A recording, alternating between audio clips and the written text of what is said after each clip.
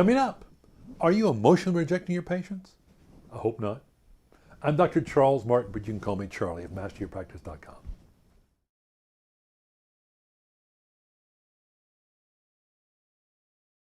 I was sitting there on my doctor's stool listening to the second new patient in 2 days tell me about his highly charged prior dental experiences.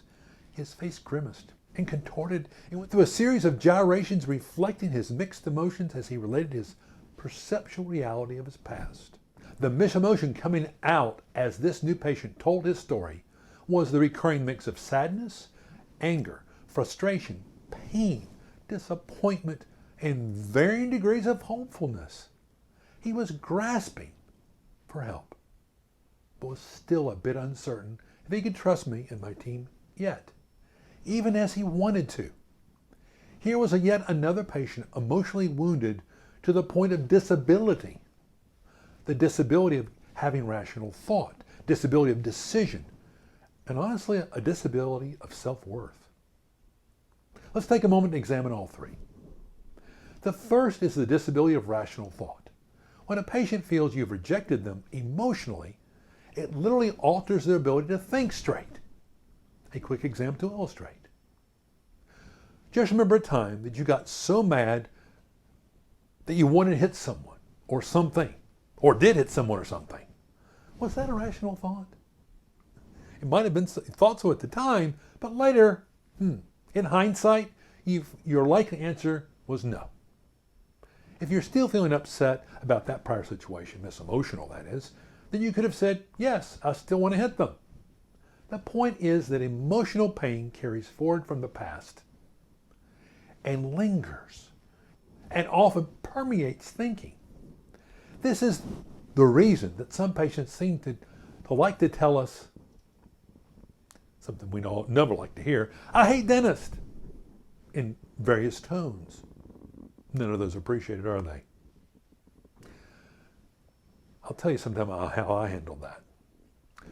Let's think of another time when you experienced loss, the death of a loved one, the loss of a job, the denied acceptance to the school of your choice, someone else getting the promotion you felt should be yours. The deeper the upset at that time, the less able you were to think straight, to think through the things with reason. It may not have been a total loss of rational thought, for it's on a gradient. The deeper the emotional wound, the less rational you can become at that moment. Trial attorneys use the misemotional lever all the time to emotionally strike, upset a witness on the stand to the point that the witness says something that he or she wish he hadn't. They also use it in depositions to create a fear of being made to look foolish, stupid, or irrational, and therefore help force a settlement before a trial. Didn't say I agree with this, by the way. That's what they do. The second of these is the disability of decision.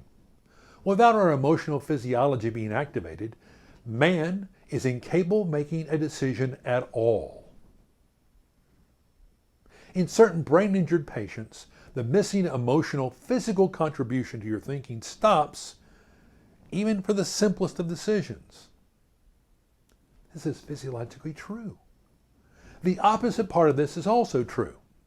When our emotions are overwhelmed, you can or I can't, no one, at that moment decide.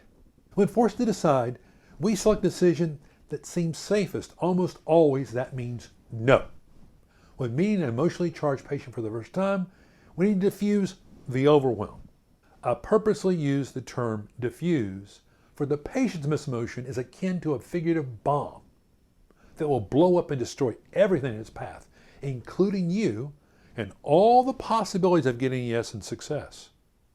The third of these disabilities is the disability of self-worth. This one doesn't get much attention. Nevertheless, it is important if you care about your patients. How do you feel about yourself when you see that you have failed at something? Can you imagine how it would feel to fail at something you know you should succeed in doing? Like be able to sit in a dental chair and allow someone to help you get your teeth fixed? Failure of all kinds can drain you and your sense of self-worth. Look, we're highly educated, able, successful people as dentists. Can you imagine the less able and what it does to them?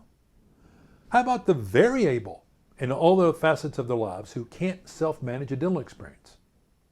Do you think that these people question themselves because of their disability? Oh yeah, they do. It's really quite simple here. When we help the patient who has an emotional dental disability get through her appointments and complete her treatment, we have raised her sense of personal self-worth. For some, the self-esteem screams to new levels. New successes are somehow magnetized for our newly rejuvenated patient. They come almost magically. Promotions parade through their lives, often in rapid succession. New relationships are created. Our formerly single patient finds the mate of her dreams. Not only does our patient look better, she also feels so much better about herself. She carries herself differently. She walks with a quiet confidence. She rubs off this positive, glowing energy on those around her. You can't necessarily see it with the eye, but you know it's there. It gladdens the heart. Now that is a positive, ascending spiral. Creating that is why I became a dentist. And I'm betting it's the reason you became a dentist too. Check out more over at masteryourpractice.com. I'm Dr. Charles Martin, but you can call me Charlie.